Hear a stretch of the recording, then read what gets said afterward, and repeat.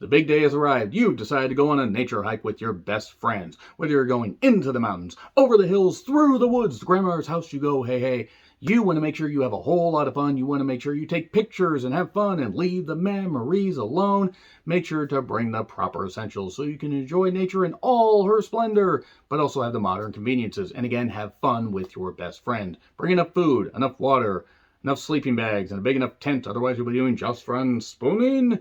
Bring a portable phone charger. Bring a spare in case one of your friends is a fucking idiot and decides to go swimming with said portable phone charger in their pocket. Above all else, have fun. And above all else, bring your brainstem. And above all else, attach your fucking brainstem, unlike anybody in this fucking production. Follower was written, directed, and has a cameo from James Rich, who did Animal and Them. No, not that one, not the one about giant ants. That was also in a desert setting. Also written by Serena Kamlami, who also did Them. Again, not that one. This stars Revel Carpenter as Heather, a social media influencer. Riley, not Ace of Spies, who is played by Molly Leach, who is a bit of an activist, so to speak. There's Sam, who still made the pants too long. Nobody gets that reference. Who's played by Gigi James. And James Rich also is a park ranger. And then there's the follower, played by Chris, some kind of Italian last name I'm not going to try to pronounce. So, this movie's 62 minutes long and involves these three girls going into the Nevada wilderness on a hike.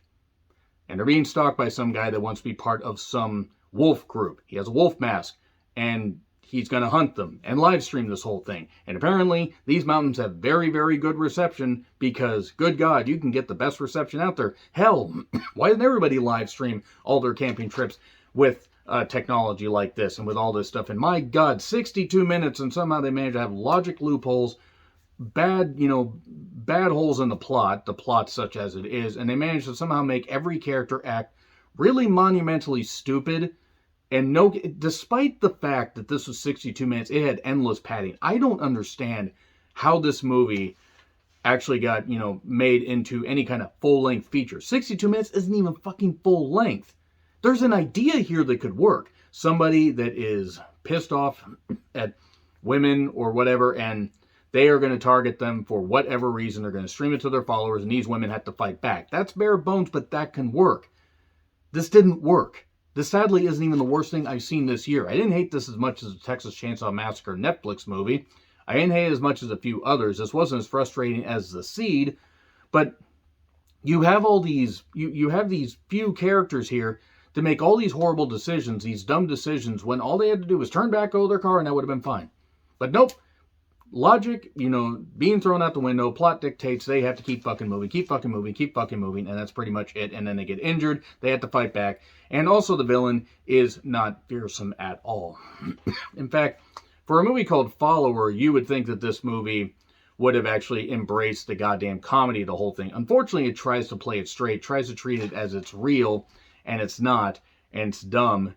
And they even tried to have an intermission thing because they cobbled this together from the footage that the people took while they were on the camping trip and everything. The found footage thing has gone out the goddamn window. Even Paranormal Activity had to stop doing that shit when it became increasingly obvious that shit was just not working, i.e. the ghost dimension. Thank you very much for existing, you fucking franchise-killing fuck.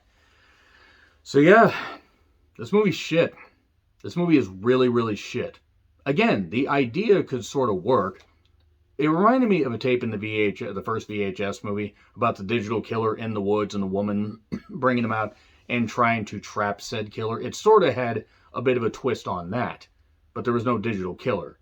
The movie actually was shot somewhat decently. The camera work actually wasn't that bad. There was a big panning shot. There was some gorgeous scenery.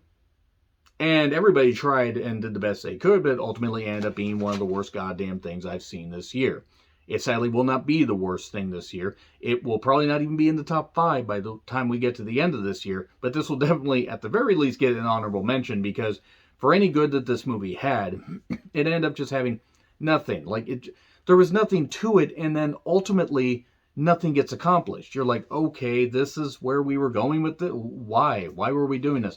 Why didn't these girls just turn around at the first sign of danger and say, hey, let's just go back and take care of and just go on another trip. Let's just go to another location. Let's go over there to that other mountain, but we're in our favorite spot. We need to do, oh, maybe we shouldn't have swam with the goddamn phone charger in our pocket. Whatever. I'm just going to get into spoilers right now because this movie is not good at all. Not good. Spoilers aren't even going to take very fucking long. It's on Amazon if you want to rent it for $3.99. 3, 2, 1, and spoilers. Okay, so basically the guy's attacking these girls because he wants to be part of this group, and he's tired of how women have treated him. At least he did this in a little bit of a monologue. Captured Riley, ace of spies, and then Heather ended up getting a bear trap on her goddamn leg, but she got freed. Sam, despite having asthma from making the pants too long, I kid, somehow was okay. Managed to get her asthma inhaler from this guy that had been stalking him and stolen all their stuff and put it in his truck. A pretty nice truck, by the way.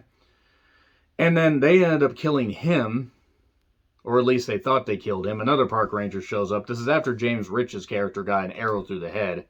They end up, this follower guy has an arrow in him, kills, has his crossbow, somehow managed to get to them, kills the other ranger that left his truck there, and then grabs his sledgehammer, but he's got no strength. He's not going to be able to swing it at them. He barely can get over his head. They hit him with a stick. Sam, making the pants too long, hits him with a sledgehammer, and that's it. And then they drive away, and there's all these wolf masked people in the woods. Okay, maybe we could have explored on this. Did the funding run out? What the hell's going on here? Why did this movie fucking happen? I don't have anything. The sad thing is, it wasn't even the most frustrating thing I've seen this year. It's just, it was the bare bones of a movie and could have easily just been cut down to 30 minutes, and you could have put it as part of an anthology. And it probably would have worked a whole lot better. You would have said, ooh, I'd like to see more of that universe. Nope, in this case, it's just not good. So let me know your thoughts in the comments. Like, share, subscribe. F, by the way. F, just in case you didn't fucking guess. It gets an F.